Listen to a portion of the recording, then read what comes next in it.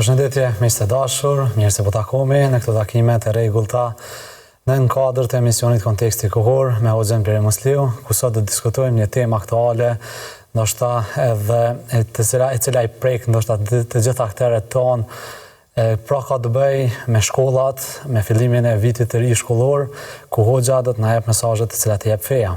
Hoxh, mirë se erdha. Mirëmëngjes lejuar dhe shikuesve. Faleminderit.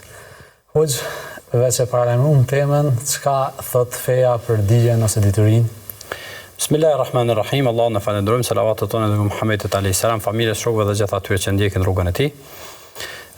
Realisht termi dituri, shkollë dhe me të gjitha ato shprehje që mund të derivojnë nga ky kuptim dhe çështja e fesë dhe kuptimi i fesë dhe i besimit janë pothuajse të pandara. Andaj është e pamundur që të flitet diçka për besimin e të mos shkojë mendja tek dituria. Dhe është e pamundur të flitet diçka për diturinë e të mos shkojë mendja tek gjërat më të rëndësishme që njeriu mund të ketë mundësi të mësojë në jetën e tij tek kësaj bote. Pra, kur flasim për dijen, flasim për fenë. Kur flasim për fenë, flasim për dijen. Sepse kuptimet e fesë nuk mund të arrihen pa dituri. Dhe dituria e mirëfillt është ajo e cila të ofron tek Zoti xhaleshanuhu dhe e kundërta, do të thonë kur flitet për besimin pastaj, kur flitet për dijen, ajo del si rezultat i kuptimeve të fesë. Çka dëshmon Hoxh kët? Dëshmit janë të panumërta, duke filluar nga ajo që ne e dim se është fillimi i shpalljes. Dhe mendoj se tek kjo çështje është Allahu subhanahu wa taala sikur e vendos theksin dhe kryfjalën e krejt asaj të cilën Zoti xhaleshanuhu don me u drejtu njerëzimit për mesazhin që është Kurani, fjalë Allahu subhanahu wa taala. Kur flasim për fillimin e shpalljes, fillimin e këtij misioni i cili ndryshon historinë e njerëzimit, i jep njerëzit dhe njerëzimit përgjigjet për të gjitha dilemat të cilat ai i ka.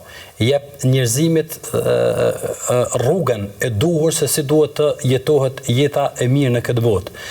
I jep njerëzimit atë platformën e jetesës mbi të cilën secili njeri, secili individ do ta merr të drejtën e tij, madje jo vetëm njeriu, por edhe bota shtazore, madje edhe bimt, madje edhe peshqit në deti janë përfituesit e mësimeve të fesë, të cilat dalin nga feja, e burimi i krejt këtyre mësimeve, Allahu subhanahu wa taala e fillon me shprehjen ose me ajetin kuranor të parën cilin i drejtohet pejgamberit alayhis salatu wasalam, Iqra.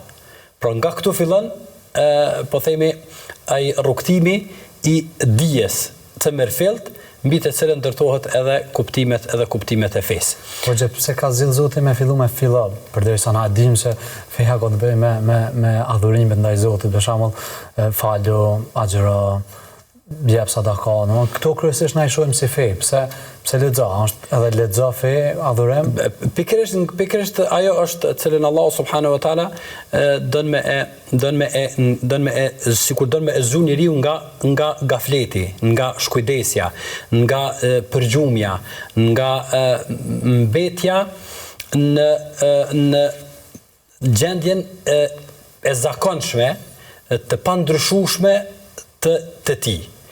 Dhe tek shprehja lexo është shumë e rëndësishme të kuptohet se i përmban dy kuptime madhore.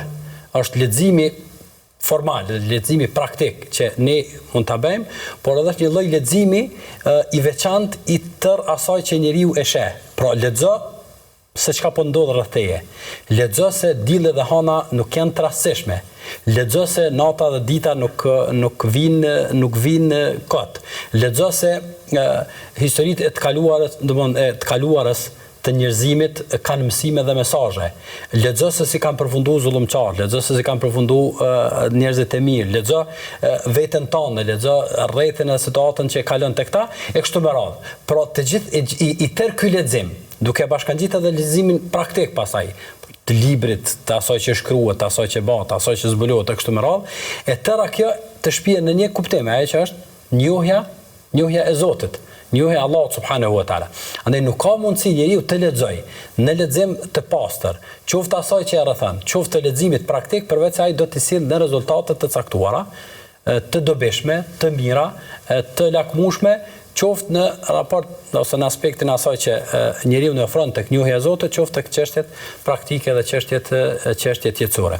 Andaj ajeti i parë kuranor, që Allah subhanahu wa taala ka zbritur pejgamberin ka thonë lexo, sepse përmes leximit do ta njohësh Zotin. Përmes leximit do ta njohësh vlerën dhe rëndësinë e faljes. Përmes leximit do ta njohësh vlerën dhe rëndësinë e besimit.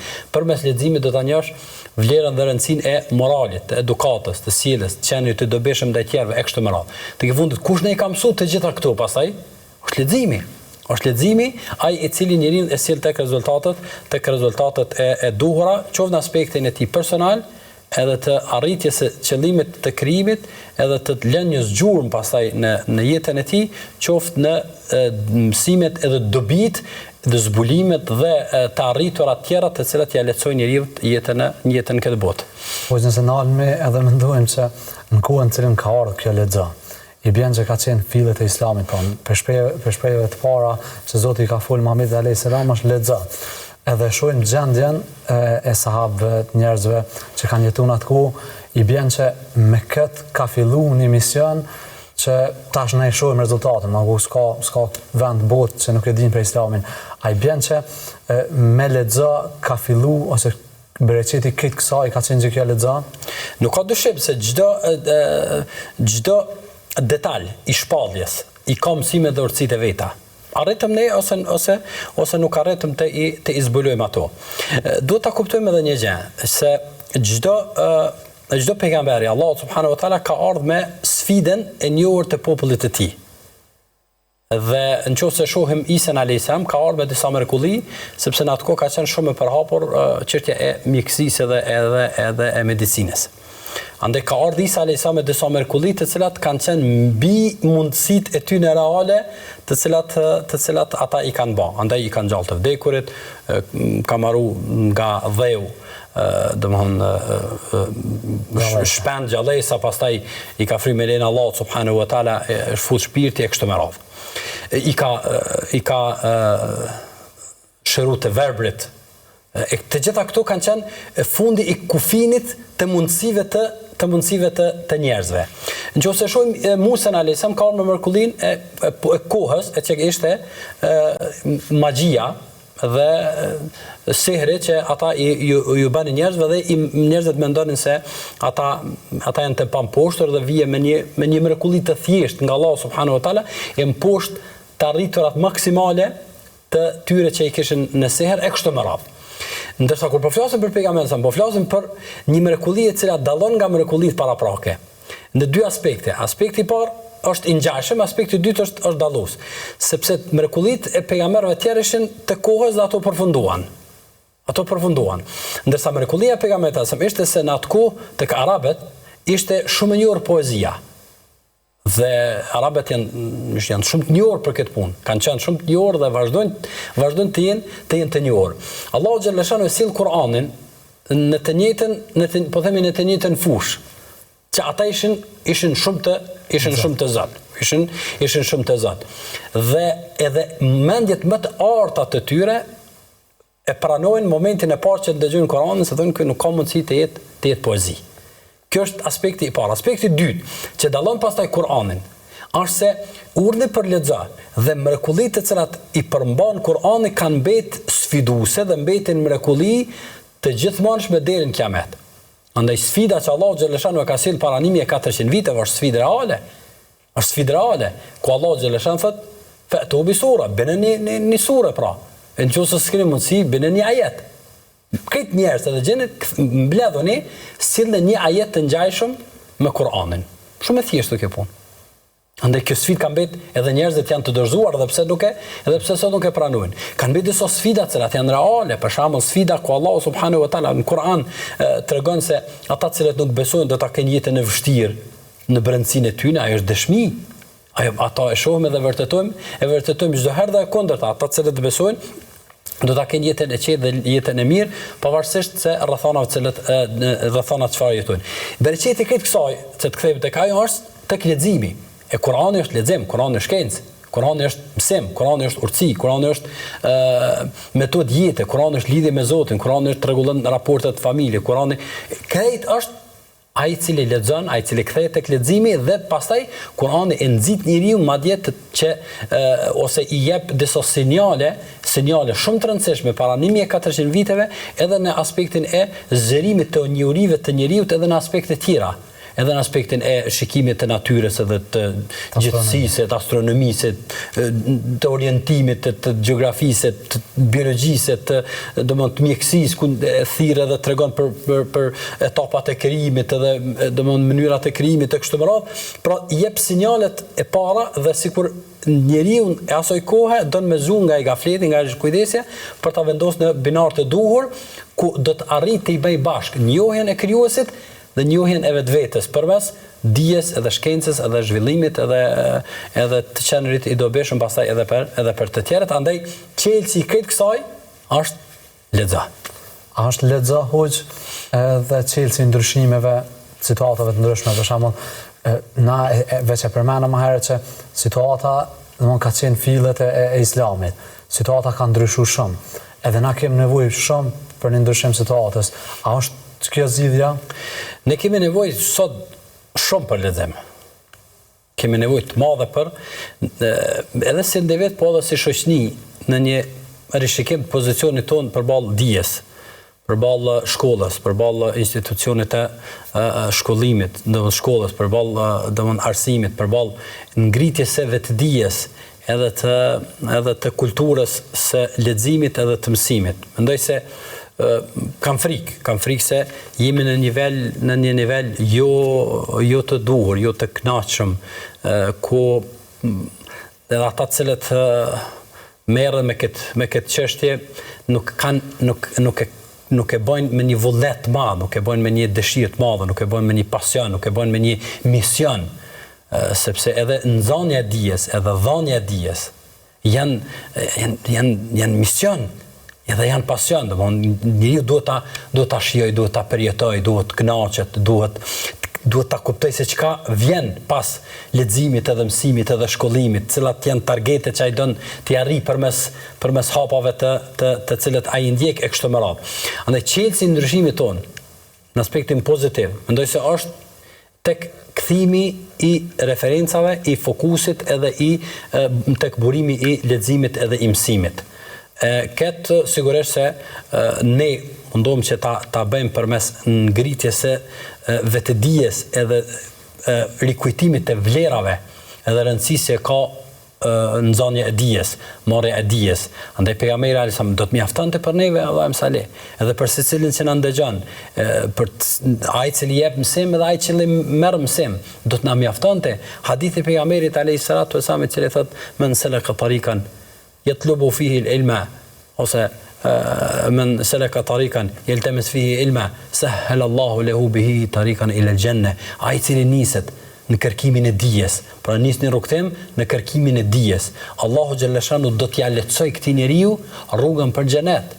E pastaj ka përmend disa benefite të mahnitshme, ka thonë hatta al-malaika wa inna al-malaika edhe melaiket tadau ajnihatiha, at i vendosin, i perulin krahët e tyre në shaj respekti dhe në shaj nderimi për kërkuesin e dijes, për nxënësin e dijes, për ai i cili çu e përmend ti, e sheh që ndryshimi dhe çelësi i ndryshimit edhe i të qenurit në vendin e dur është shkollimi, edhe është shkolla, edhe është mësimi e kështu me radhë. Pastaj ka thënë pejgamberi edhe bëjnë dua, bëjnë lutje për kërkuesin e dijes, men fis samawati wal ard, këtë çka ka në qiell dhe në tokë, hatta al-hitanu fil bahr, edhe peshqet në ujë luten për kërkuesin e dijes. Tash imagjino dikush i cili merret me dije, me shkollim, qoftë ai që merr, qoftë ai që jep. A është këtu hoxh veç dija fetare apo edhe dija përgjithshme? Jo, këto është dija çdo dituri e cila të ofron tek Zoti. Çdo dije e cila të ofron tek Zoti, të bën më të dobishëm, të bën më të mirë, të bën më të sjellshëm, të bën më të vyshëm, të bën më të sinqert. të banë më të edukum. Çdo dije që qënë të këto stacione ose maje të edukatave edhe të moralit edhe të vlerave është e përfshime në këtë. Sigurisht se e para duhet të jetë njëti, qëllimi se për çfarë duhet kërkohet dia. Dhe çdo gjë përfshihet. Dhe pa të gjitha këto mbetet nëse ato janë pa njetë dhe pa qëllim. Mirë, pa e që shumë rëndësishme është të kujtohen të gjitha këto premtime që Allahu subhanahu wa taala i ka bërë për nxënësat e dijes e për ata të cilët dhon dije. Tash imagjino me çfarë vullneti do të nisë një nxënës për shkollë kur din se dhe me lajket i ka rrugës duke pritë dhe duke nderu, me çfarë vullneti do të nisë një mësues për të dhënë mësim kur e din se po pret domethënë fëmijë ose po pret rini të cilët me lajket i kanë nderuar derisa kanë ardhur në shkollë, janë të nderuar nga me lajket e Zotit, sigurisht se do ta kapërcente atë konceptin e asaj se hajt po shkoj që aty se po do të më shku ose s'po kem çka me base, po do të më mush urt ose mi bë minutazhen e dorë. Gjithsesi hoç do të ndalim pak më shumë te kjo pjesa e përgjegjësisë të këtyre aktorëve, mirë po. Si fillim lexo feja thot edhe është e lidhur ngushtë me suksesit. Mirë po, a mund me pa çka duhet me lexu muslimani për me qenë i suksesshëm? Muslimani duhet me lexu gjithçka që është e dobishme dhe gjithçka që është e mirë. Gjithçka e cila e thash edhe më herët e çon drejt formimit të tij në aspektin e besimit dhe në aspektin e tij intelektual. Dhe kjo shumë është më rëndësishme që të mos bëhet ndarje mes leximit i cili të çon tek njohja e krijuesit dhe tjetuarit për krijuesin, tjetuarit me qëllimin për cilin jemi ardhur këtë botë e kështu me radhë dhe aspektin profesional ose aspektin intelektual që e përmban pastaj në vetvete çdo lexim i dur. Andaj pejgamberi alayhis salatu wassalam kur ka fol për çka duhet me lexu, megjithatë na ka treguar se janë disa dije të cilat megjithatë njeriu nuk i duan, madje edhe janë të dëmshme. Mandej pejgamberi më ka lut Allahun subhanahu wa taala ka thënë Allahumma inni a'udhu bika min ilmin la yanfa. O Zot, të kërkoj mbrojtje nga dituria e cila nuk ka dobi. Nga dituria e cila nuk ka dobi. Andaj kur po flasim për dijen, po flasim për dijen reale, po flasim për dijen e prekshme, po flasim për dijen e cila kthehet në praktik, në dobin e njeriu, në aspektin individual dhe në aspektin shoqëror. Dhe plot për dijeve që njerëzit i marrin në fund nuk kanë dobi. Plot prej temave që njerëzit i rrahin, edhe i diskutojnë, edhe merren me to, edhe harxojnë kohë, edhe shpenzojnë, ato nuk kanë dobi. Janë të padobishme. Ose ato duhet merren njerëz caktuar, shtresa caktuara, elita caktuara, të cilat kanë, po themi, kapacitetin edhe mundsinë. Andaj njeriu është shumë e rëndësishme që ta ketë në agjendën e tij se çka duhet lexoj. Cilat janë fushat cilat ai duhet të lexoj. Sigurisht se po flasim për dijen e cila thash më herët, dija e cila të ofron tek Zoti, dija e cila ta mëson për Zotin, dija e cila të mëson për qëllimin e krijimit dhe realizimin e këtij qëllimi. Kjo mbetet parsorë. Pa ta është e pa kuptim çdo dije tjetër. Nëse këtë kemi rregulluar, pastaj besimtari i nënshtrohet procesit cilin duhet ta ndjek. Andaj në shkollë nuk ka brenda landëve të cilat janë të përcaktuara, nuk ka landë që është e parëndësishme. Në secilin prej tyre duhet të fokusohet, duhet të mësoj dhe duhet ta jep mundin, duhet të lexoj, duhet dalë suksesshëm e kështu me radhë. Sepse është sistemi i caktuar i cili i ka parapo dhe ti nuk mund të pse mund të ketë aty landë të cilat individualisht nuk i duhen njeriu, por kur po flasim për aspektin kolektiv, sigurisht se ata i kanë parapas se ato janë të dobishme ose janë të duhura. Në këtë aspekt njeriu në këtë rast po flasim për nxënësin, lexon edhe mëson të gjitha ato të cilat i ka parapa shkolla dhe i ka parapa rregullat e këtij organizimi. E pastaj fokusohet në ato e cila ai përmes saj dëshiron të arrijë kënaqësinë e Zotit dhe dëshiron që të lënë gjurmë në shoqëri. Dhe nga i vogël përcaktohet, ose në fazat e rritjes e tij ai përcaktohet.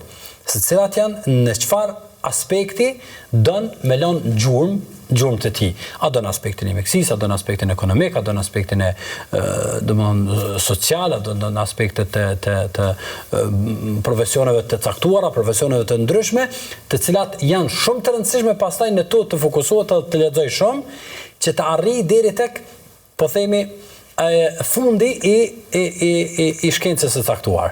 Çdo lëndje mango në fushën e caktuar që njëri përcaktohet, është lëndje mango atje tek fillimi që e përmendëm, sepse nuk e ka ndoshta të rregulluar njëtin sa duhet, ose nuk i ka marrë shkaqet dhe sebepet e duhura. Është kjo hoxha njëra prej arsyeve se disa prej njerëzve kanë më shumë bereqet themin në atë që e lexojnë, dikush nuk lexon shumë, ose nuk punon shumë, ose nuk po mënej, jo jashtë asajna që shihet, mirë po i ka bereqet puna, që thonë. Dikuj shumë mundohet edhe shumë i bën ndoshta i trazon edhe në fund nuk ka shumë rezultate njëjtë sigurisht që i ka bërë më herët. Jo, rregullat tash ne kur po flasim për kohën tonë, kur po flasim për kohën bashkëkohore, ne duhet ta dimë se kapacitetet njerëzore me gjithë zhvillimin e madh teknologjisë ka janë zvoglu. Për shembull, nëse flasim atje po zëm, nëse marrim me shembull në shkencat fetare, përpara kanë qenë dietarë të cilët i kanë përfshirë të gjitha shkencat fetare. Sot kryet doktoraturë me një cept librit atje që ata kanë pas gjën më thjesht kuptimin edhe shpjegimin e saj. A kupton? Po edhe në aspektet e shkencave të kësaj bote. Ke për shembull kryen doktoraturë, bëhet profesionist i caktuar në një fushë brenda fushave, brenda llojit të saj. Një fushë, një shkencë e caktuara, qoftë ajo mjekësi, qoftë ajo ekonomi, me një problematikë caktuar. Andaj ai i cili niset në këtë drejtim, pra në lexim, gjithmonë po flasë, mase e ka kry pjesën e parë të asaj që po du vazhdimisht me fokusu, sepse shumë e rëndësi që njeriu duhet gjithmonë ta ketë kujdes. Ajo është nishi, domthonë njohja e Zotit, njohja e qëllimit të krijimit, krijimi e këtyre obligimeve është nishi. Pastaj tjerat janë zero të cilat shtohet vlera dhe pa ta gjithçka do të mbetet e pa vlerë dhe pa rëndësishme. Fokusi pastaj në fushën e caktuar, duke u fokusuar brenda saj, është jashtëzakonisht i rëndësishëm dhe pothuajse është qelës i domosdoshëm i suksesit, sepse e njeh mirë atë fushë, në ta fokusohet, në ta jep mundin, në ta don me lënë gjurmë, edhe në fushën e caktuar ja shohin hajrin njerëzimi për dallim për aty në cilët shpërndahen në shumë fusha e pastaj më dhon hakun se cilës është pothuajse e pamundur. Shpërblev thosh, për një pauzë, të dashur shikues, që ndonjë me ne do të rikthehemi pas pak në Hoxhën Bre Musliu në trajtimin e tematikës për dijen dhe diturinë të cilën e parashë Islami dhe rregullat të cilat i ka kjo.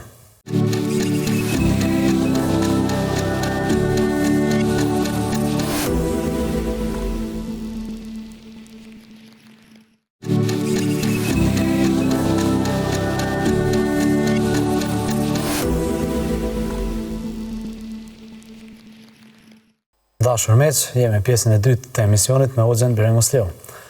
Hoxh, e kuptuam që dija ka ose duhet të jetë për Zotin, qëllimin e dijes, po ashtu dhe rrugën ka duhet t'i bim. Mirë, po një diçka që ndoshta mund të shtrohet ose cili është roli i saj i edukatës së njeriut në raport me dijen. Nëse flasim për dijen, për shkollimin, duhet domosdoshmërisht që ta përmendim edhe ata se një nga qëllimet e diturisë është që njeriu ta bëjë të edukuar. Dhe nëse dijes ja hekim edukatën, ndojse mbetet shumë e mangët madje në shumë raste dituria pa edukat, pa moral, pa qëllim pse është fitu ajo dituri, është shpesh herë më e damshme se sa njerëz që janë pa dije fare. Sepse njerëz që janë pa dituri fare. Andaj feja kur e mëson njeriu që të kërkoj dije, e mëson njeriu që krahas dijes që ka marrë, krahas përparimit të tij, krahas ngritjes së tij intelektuale, ta bëj domosdoshmërisht edhe ngritjen e tij në edukat, në sjellje dhe në moral. Pra duhet dituria duke shku, është shumë rëndësi, dituria duke u rrit, edukata dhe përulja njeriu duhet të shkoj duke duke rënë. Pra njeriu duhet shkoj duke u përul. Andaj jo rastisht kanë thonë edhe njerëzit kanë thonë janë sikur kallejt e grurit. Kallimi i grurit kur është i thatë, ajo është përpjet. Pa. Momentin që mbushet pak, ai shkon duke u. Kur vjen koha për të kur ajo është mbush dhe është pjek, ai e kthen kokën i përullur. Njerëzit kështu duhet jenë. Dhe zakonisht, ata cilët i sheh me koka përpjet, zakonisht dije se ata janë zbrast. Dhe njerëzit cilët janë të mbushur dhe janë të pjekur me dituri, të dobishme, dhe të mirë, ata i ki të përullur. Ata i ki të përullur, ata i ki të edukuar, ata i ki besnik, ata i ki të sinqert, ata nuk mashtrojnë, ata nuk bojnë gjërat të cilat shkojnë në të kundërtën asaj që të pakten e proklamojnë ata me dijen e tyre. Andaj, gjenerat e hershme na kanë tregu një lloj metode të se si duhet nxihet dituria. Kur ka thënë Imam Maliku në vet tek hoxha i tij, i ka thënë shko mëso prej tij para se nga edukata e tij, nga sjellja e tij, nga të folurit e tij, nga qëndrimi i tij, para se të mësosh nga fjalët e tij. Kështu do të ishte e duhura që edhe sot ne kur i shqojmë fëmijët tonë në shkolla, me do shko mëso për mësuesit nga sjellja e tij, nga fjalët e tij, nga edukata e tij, nga ulja e tij, nga ecja e tij, nga qëndrimi i tij para se të mësosh nga fjalët e tij. Se tek e fundit fjalët edhe formulimet edhe njeriu mund të mësoj edhe dikon tjetër. Mirë, po humanën nuk mund ta merr nga kompjuteri. Humanën nuk e merr nga libra. Andaj është e domosdoshme marrja e dijes në mënyrë të drejtë për drejtë. Andaj dituria dhe edukata janë të pandashme, sepse njeriu pastaj me dije e pa edukat është shumë problematik. Dhe realisht në këtë vendet ku kanë sundu dhe kanë udhëhec sisteme të egra të komunizmit, ata kanë pas dijes, ata kanë zhvillu programe, kanë zhvillu raketa, kanë qu në hapësire, kanë zbulu arme, kanë zbulu tanke, kanë zbulu sisteme të spionimit, të marrjes informacionet, përhapjes të informacionet, gjitha i kanë bërë.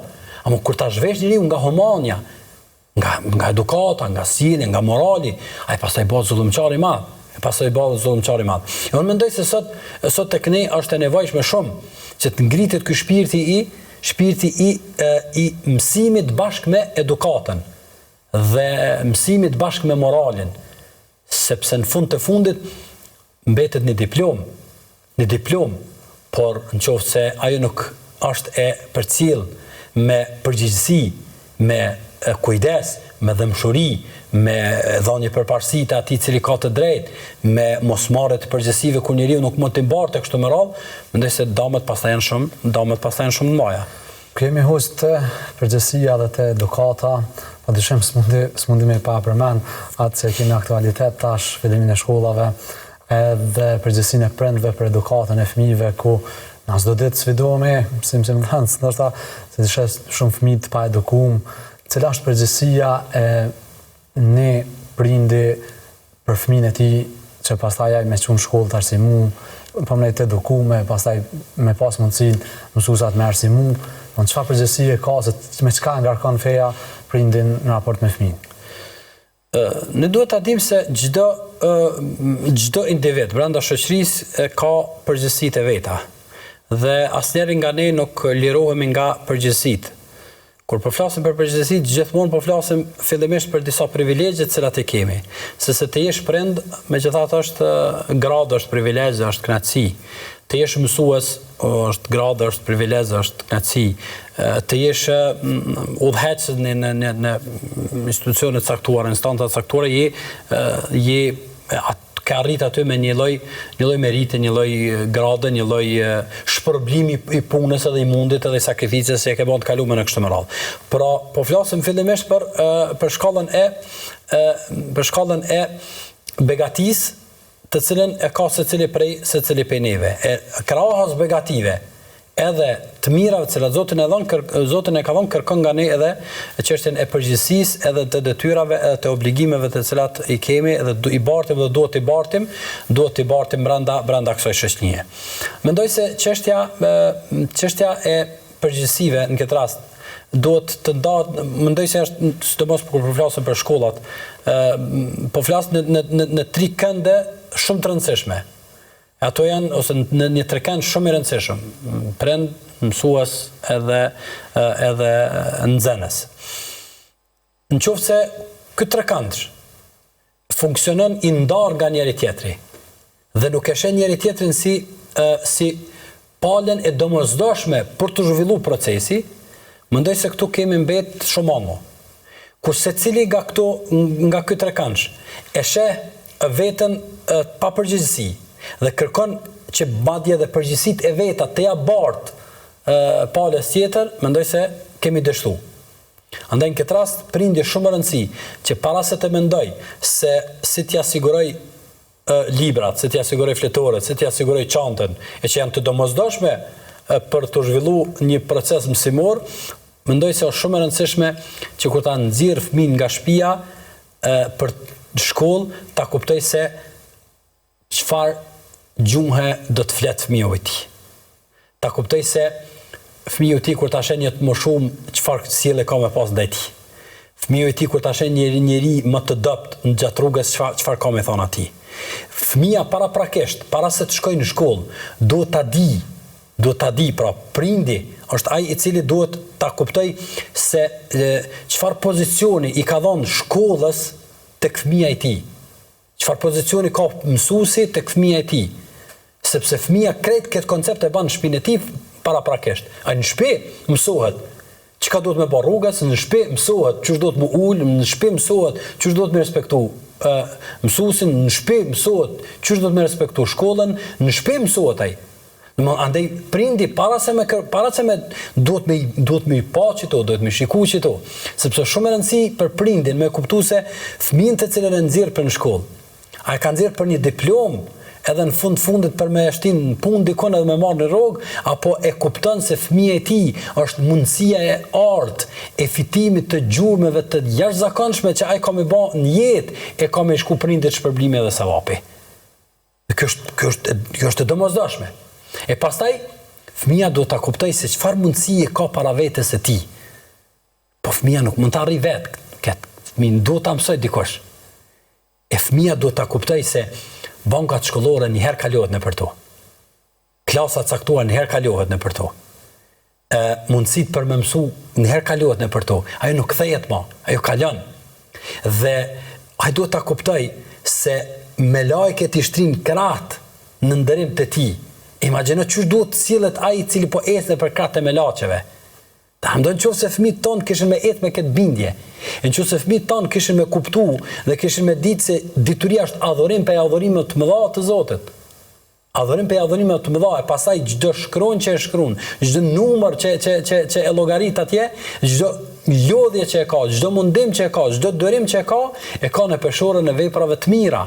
E do të ndihmoj atij në realizimin e jetës së tij të duhur në këtë botë para se të realizojmë botën tjetër. A ka se vape hoxha dhe nxënësi që shkon në shkollë, nëse e përgatit jetën në knatësinë e Zotit? Duhet ta përgatit patjetër. Duhet ta përgatit prindi jetën, duhet ta përgatit nxënësin jetën. Dhe mbas jetës pastaj i bëhet e lehtë edhe mësimi, i bëhet i dashur mësimi, i bëhet kaq mësim pse është adhurim, është ibadet. Është ngritje tek Zoti xhallashanuhu. Andaj imagjino sikur këto dy shtyllat ishin këtu, e pastaj mësuesi ta kuptoi se kur dikush ja ka dorëzuar fëmin, ja ka dorëzuar një amanet të madh. Ja ka dorëzuar një amanet të madh. E duhet të ketë shumë kujdes se çka po jep atij. Çush po e mëson ato, çush po e trajton ato. E çka sheh nxënësi tek ai para se me pa se çka po i flet ky atij, çka sheh ai tek ai. Nxënësi tek ai, nga sjellja ti, nga edukata ti, nga fjalori ti, nga ulja ti, nga ecja ti, nga gjithçka.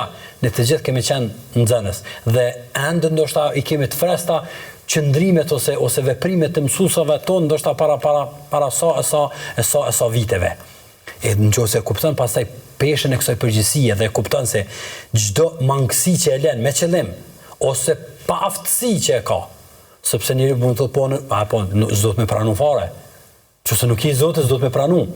Për shembull ndodh ka herë të je një ose mirë kësaj fushë, po me shku te klasë të caktuar, të vjen gjëna pe mësuesat të caktuar, të të shpënguar, po ti nuk je për atë punë. Ti nuk je për atë punë, ti do të më lanë vëlla. Do të më lanë vëlla, motër kur do që ti, e lënë vëlla, nuk e merr në qafë, sepse nuk je i Zotit me majt orën. Nuk je i Zotit me udhëheq në klasë. Punë e madhe është udhëheqja. Domethënë, përgjithësi. Nëse si e lën kretë Allah, më mirë është me lën kretë. A ka përgjithësi? Vallahi betona, po si s'ka përgjithësi. Betona në Zot. Më mirë është mësuesat e caktuar me lën punën komplet. Komplet me lën punën. Me dal me punë fizike me bë atje. Sepse ka më dhënë përgjithësi veç për vete, se sa më dhënë përgjithësi për një gjenerat. Për një gjenerat më dhënë përgjithësi. Andaj paftësia nuk është arsyetim. Paftësia nuk është arsyetim. Andaj ka përgjithësi dhe nëse kalon mangu diçka, nga ajo le ta dinë që çdo lanie mangu në edukimin e nxënësave. Kjo është shumë e rrezikshme. Çdo mangësi që nxënësat kanë me pas gjatë jetës, dhe çdo defekt, dhe çdo problem që ka me ardhur, si rezultat që ti nuk e ke mësuar mirë, ky ka me pas pasojën. Pra më thënë edhe ka shpërblim ose sigurisht e ka mundësi të shpërblimeve. Sigurisht, po ashtu edhe përgjithësi. Po sigurisht. Apo kemi dëshirë me thonë më mburr në momente të caktuara me thonë filanën e kam pas në nxënës. Apo çato e ke pas në nxënës shumë mirë, ama i ke edhe një 10 tjerë që nuk po i përmend. Ku janë ata tjerë? Ku i ke quar ata tjerë? Çka i ke bërë në tjerëve? Andaj tash, imagjino sikur shoqënia jonë funksionon të kësaj. Kur prindja ka dert këtë punë. Edhe për vajzën e vet, para se me këshyr ai ka fut librat në çantë me këshyr çka ka shtin në çantë. Çka ka fut në çantë, ka fut në çantë me ushminkat atje kur shkon në shkollë apo pas qyrën apo çka. Në telefonin e kështu me radhë. As po flasim për gjëra tjera. Pra, kujdesi i manur, kujdesi edukatës, kujdesi i ngritjes e vetdijes, e pastaj nxënësi, pastaj mësuesi. Mendoj se sikur të funksionon te kështu, po kështu funksionon vetëm kur kihet parasysh besimi. Dhe këtë po e themi me përgjegjësi të plot, sepse këto nuk shkruajnë testin e PISA-s. A shkruajnë dikon? A ka dikon në rregull, në rregull që e determinon këtë? S'ka, po është rregull moral. Këto kupton fenë njëri, në besim e kupton. Po. Në qoftë se këto na e zhveshëm edhe bazohemi vetëm në obligimet që i kemi si rezultat i asaj që funksionon, mendoj se mangu kemi met. Jo që kemi me dal keq në pista. Po kemi me pa edhe profesora, doktora që nuk din me shkru, as nuk din me llogarit. Ata kanë dalë si rezultati i çakurdimit të qësoj, ose njerëz që din me punu me laps, po ju mungon besnikëria, ju mungon amaneti, ju mungon përgjegjësia, ju mungon dëmshëria ndaj tjetrit, ju mungon ndjenja e përgjegjësisë e kështu me radhë. Andaj le të na shërbej ky fillim i këtij viti shkollor si një lloj thirrje dhe mesazhi nga zemra për këto 3 kategori, për këtë trekëndsh që duhet ta ngritin nivelin e përgjegjësive mbi ato të cilat ose jashtë atyre të cilat kërkohen ndoshta me protokolle, po të cilat njeriu nuk mund të shmanget nga përgjegjësia se janë përgjegjësi para krijuesit. Hoxh, nëse e kuptuam po në rolin e prindit ndaj fëmijës, e kuptuam rolin e mësuesit ndaj po në përgjegjësinë e punës, e kuptuam rolin e nxënësit në shkollë, mirë po këto kret ndoshta kanë herë adresohen në mos mirëqenie ose mos infrastrukturë ose mos a kanë përgjegjësi ose si duhet me pa përgjegjësinë edhe institucionet tjera të cilat kontribuojnë ose janë faktorën këtë institucionet qeveritare, institucionet arsimore, domthonë këtë ato që a kanë përgjegjësi edhe ato në mos shkollimin ose a kanë sevape në shkollimin e fëmijëve ose në nxjerrjen e kuadrove, çfarë me pa atë? Vallai për sevape ata nuk e kanë shumë, nuk e di sa mund të themi që e kanë shumë gajl ose dert këtë punë, sido që tjetë ne kur po flasim për ato të cilën folëm deri me tani, po flasim për ata të cilët ne kemi përgjegjësi direkte ndaj tyre.